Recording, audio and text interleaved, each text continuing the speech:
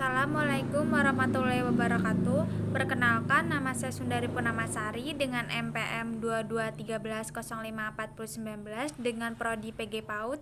Di sini saya akan menjelaskan tentang materi Nabi Muhammad SAW dalam pengasuhan Abu Thalib hingga jelang masa kenabian.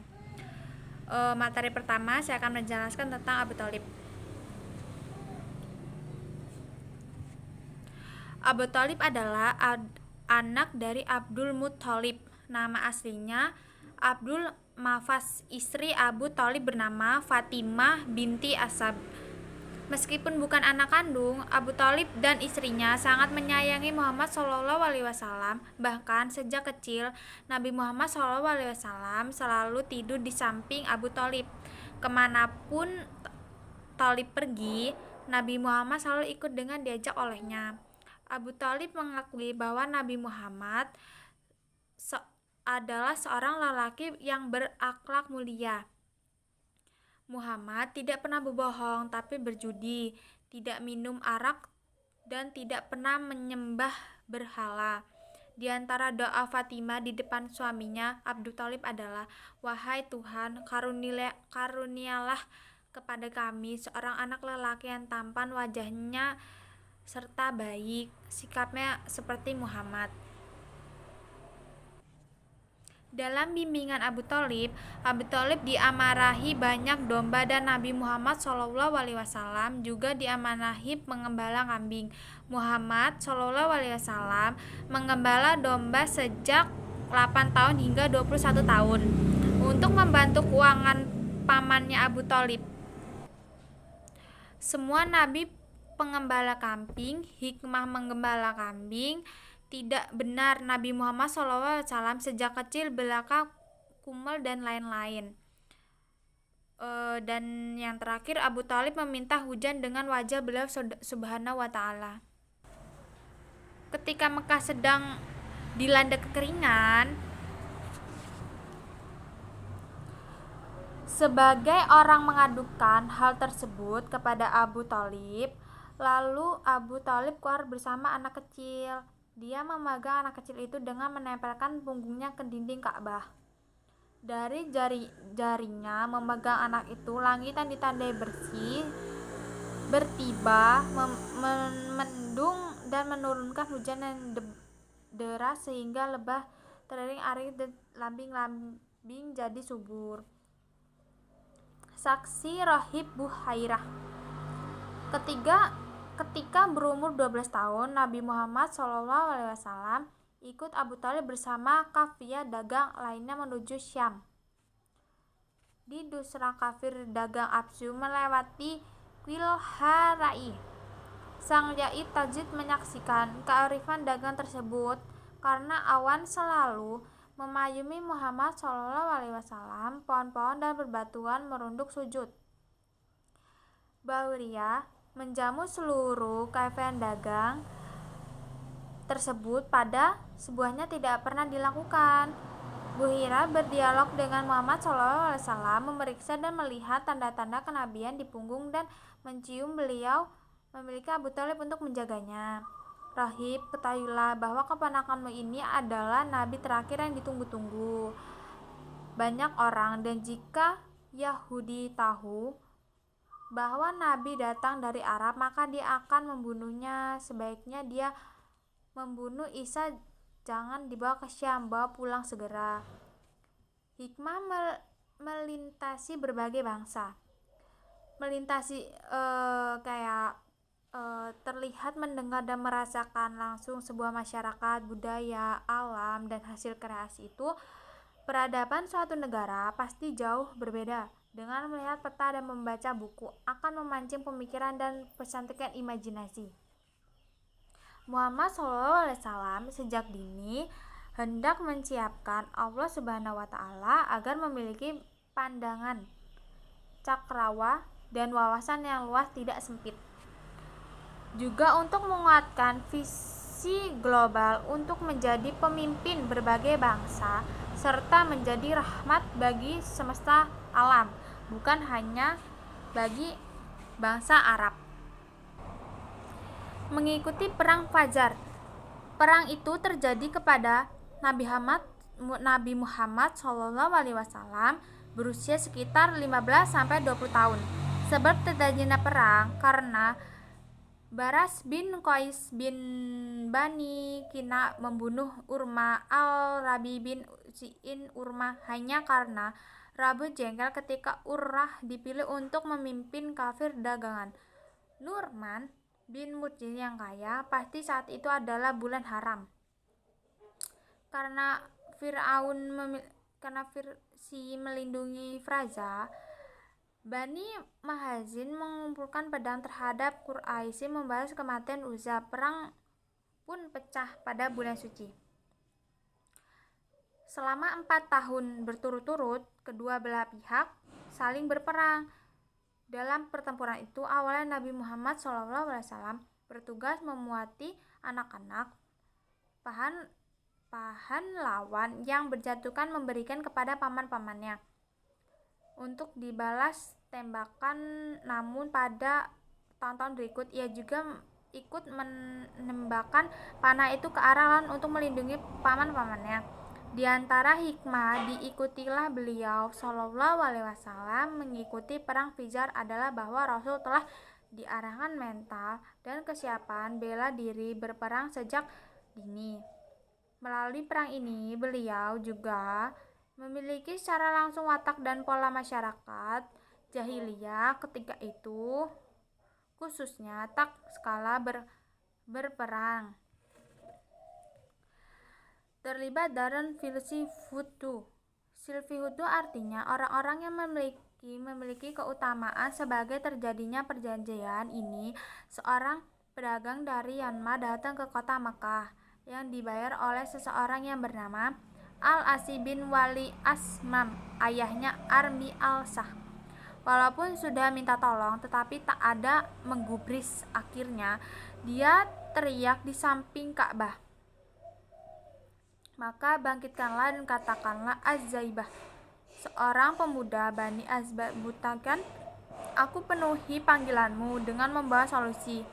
Sungguh kezaliman ini sudah tidak bisa ditahan lagi dan tidak bisa dibiarkan lagi.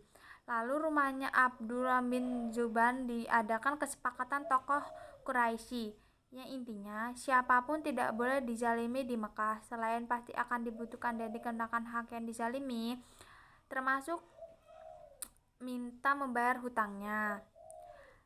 Di antara hikmah Rasulullah SAW terlibat dalam husnul firdu adalah Nabi Muhammad SAW diakui kedudukannya sebagai orang-orang pilihan yang memiliki keutamaan. Menetapkan gelar Al-Amin.